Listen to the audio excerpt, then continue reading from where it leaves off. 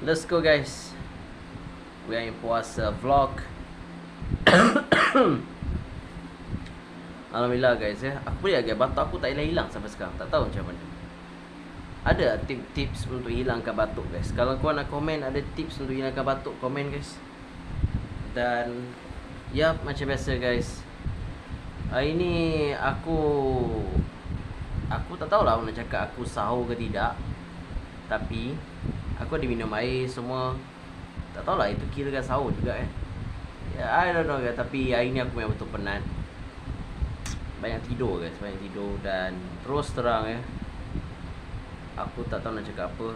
Mungkin puasa aku ni diterima atau tidak.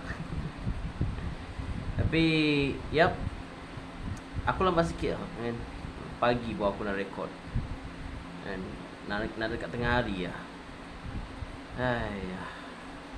Sekarang pukul berapa? 1:21 tau. 1:21. Lagi berapa jam saja lagi. Tapi itu bukan aku nak cakap lah. Aku ada buat video guys tentang pasal Timnas Indonesia. Dan ada orang kata, kenapa aku sembang pasal Timnas Indonesia? Bro, kau baru follow aku, kau baru tengok video aku bahas pasal Timnas Indonesia. Kau tak tahu aku sendiri half Indonesia. Pelik aku orang macam ni tau. Dia kadang-kadang buat aku rasa pening dan malas nak layan pun ada. Itulah, kalau dah namanya DOH, malas nak layan. Kompok nanti kan. Geram. Tahu tak kan, aku sebenarnya guys fikir untuk bulan puasa ni dia banyak mengajar aku lah untuk sabar. Macam-macam lah. Jap baru nak buat video. Okay, baru dapat.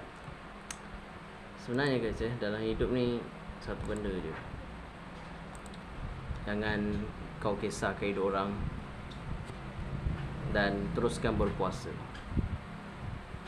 Sebenarnya bila aku tengok balik, aku malas nak layan. Tak tahu nak cakap apa. Setiap hari soalan benda sama. Penat pun. Aku rekod ni pun fikir entahlah. The end guys untuk pada bulan puasa ni day yang ke-18 lah sekarang. Aku baru nak upload guys. Lambat sikit update. Tadi aku tidur panas pula air ni. Tadi aku tidur sampai aku lupa nak upload.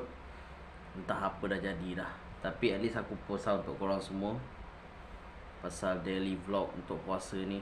InsyaAllah. Rasa malas pun ada, tapi buat je lah. Okay, itu sajalah video kita kali ni. Terima kasih kerana menonton. Esok sambung lagi. Relax